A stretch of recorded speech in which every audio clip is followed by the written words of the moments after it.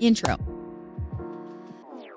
Hi, what's up? Excellent. I'm going to start making videos where I talk about new cards that are coming out because that's a cool thing to do and people like to watch them. So here I am. Hello, Pepper. Hi.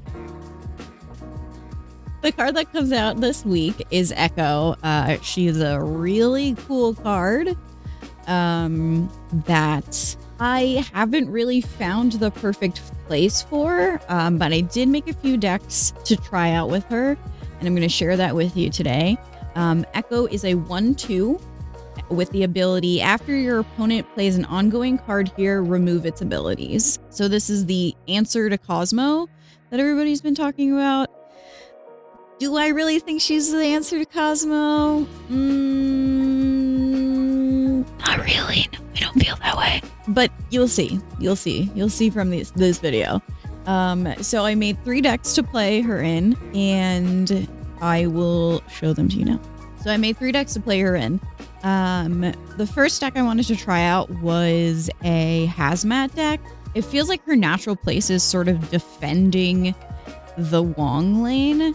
So I thought it'd be best if we could set up a lane with her in it, and then play your Wong and your Hazmat, Odin, etc. into that lane and protect yourself from Cosmo. It's sort of better to just like play her prior to Wong, just in case they do get their Cosmo down in time. I feel like this is a good place for her to go outside of your normal Wong ongoing decks. The only real concern here is a Killmonger, right? So, what are you doing? Stop! So the next deck that I decided to put her in was a basic Spectrum ongoing deck. Sort of felt like a nice control piece to use to protect against other Cosmos. I don't know if this is the perfect place for her. It just felt like something to try. The final deck I decided to put her into was a control deck, and this feels like the most natural place for her to be. Especially alongside Jean, which is really a fun combination. If you put Jean down and put Echo in that lane, you're sort of forcing your opponent to decide to put all of their ongoing decks into that location, otherwise they're screwed. Another piece that I wanted to include in this and sort of felt like a fun way to maneuver Echo around was Ghost Spider. So I could play Echo into one lane, create some sort of false sense of security for our opponent, and Ghost Spider her into a different lane. And I think that this is a really fun additional piece to the normal control. So let's take a look at some gameplay, and at the end I'll go over how I feel about the card and if I think she's worth 6,000 tokens. Fortunately, with the new Spotlight cash is a little bit easier to get her than spending tokens on her, but I spend my tokens, so you don't have to. Okay.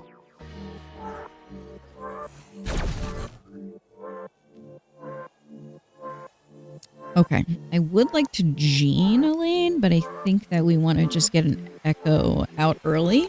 Let's go center. I mean, probably the best place. And then we can play Jean next turn to funnel all cards in there. Get smacked. I love that animation. It's so satisfying. Ooh, New York is fun for us too. Any Ghost Spider players? Please?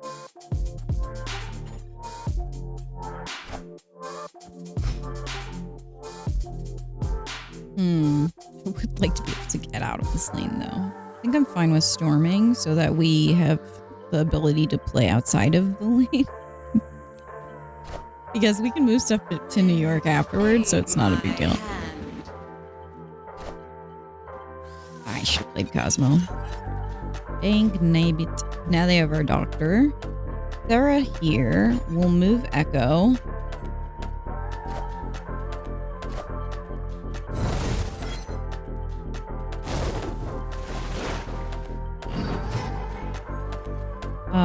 Not having priority is sad. It is very sad. I don't think that it goes into effect when you move things with New York. Let's just see. We'll do Cosmo. And because they have Cryo, we'll do Shangers.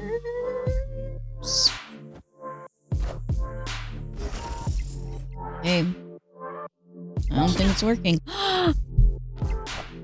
Let's go. Nice. Hell yeah. Higher, further, faster. That is unfortunate. For them. Call the police, but not for me. Cool. I honestly did not think that her ability would go into effect there. So that's amazing, actually. Thank you, New York. You're beautiful. Get played. Actually, this is actually cracked hand.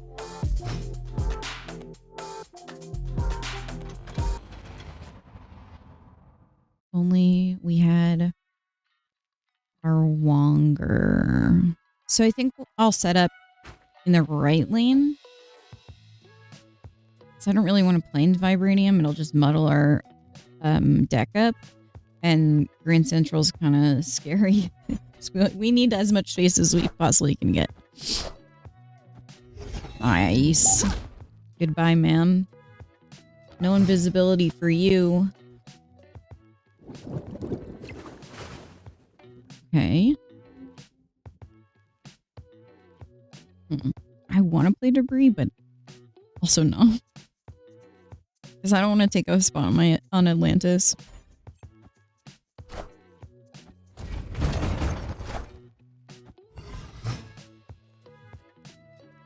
I think I'll do this.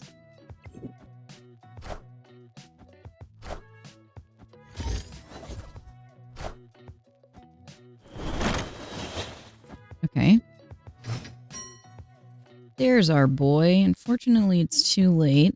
I think that we will need to, I guess do this. I mean, there is a situation where Odin lands, but then we can't,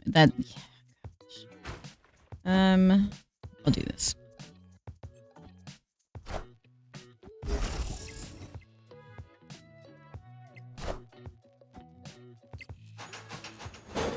Oh my god, of course. That's so classic.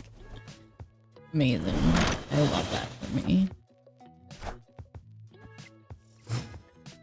Okay. Well, they're kind of already screwed. I think we just have to do this, right?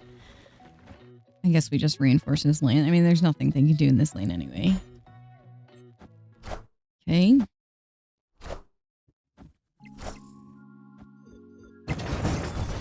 Nice. Victory.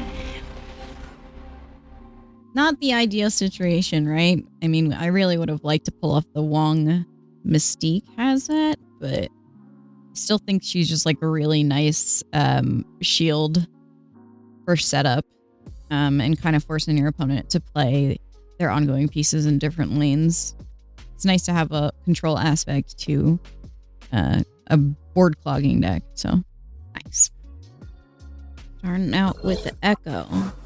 So, primary reasoning behind this deck is just ongoing, literally just ongoing, Spectrum ongoing. Just thought that it would be nice to have some sort of ability to protect a lane from getting Cosmoed, since I assume a lot of people are going to be running some kind of like Wong or control. Let's do this. With Luke Cage, I'm not really super concerned. Because our lizard won't lose his power. Oof, okay. So we're forced to play into these lanes, which is suck if we want to be able to buff our warpath.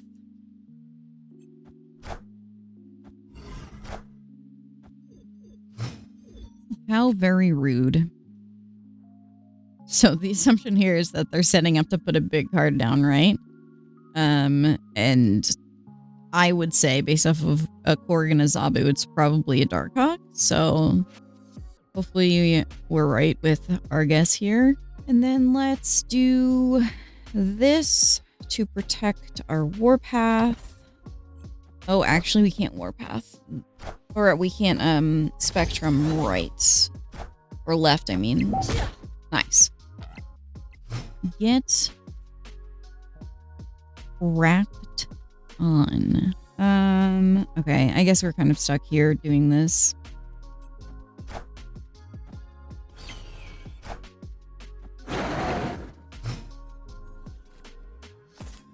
Okay. This should be fine, but we'll do math real quick. So we're adding 9 here for 12.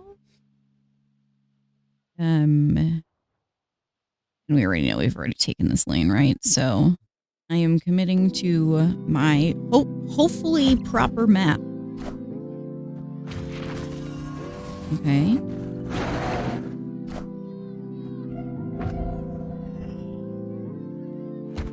That's fine. Nice.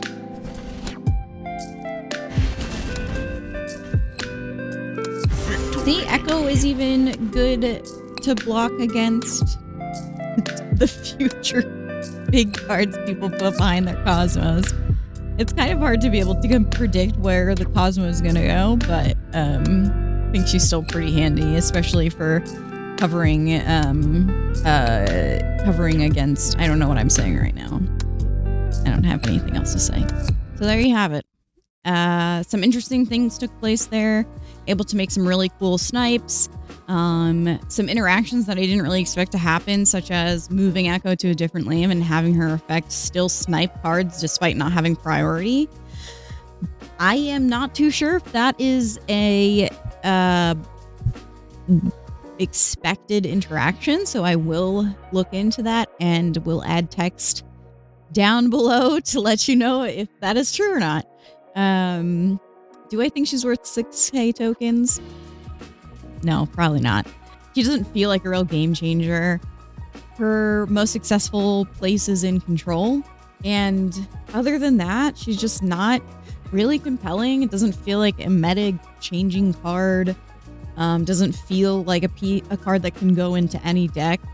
I really don't feel like she's the perfect answer to Cosmo. It feels like an attempt, but you really need to know where the cards are going to be played in order for it to work. I mean, which is really what leads me to believe that control is the place for her to go, because you can funnel cards into a specific lane, force them to play into your Echo, but that also relies on you getting priority. So yeah, I hope that you enjoyed the video. I look forward to doing this again next week for Legion. See you around.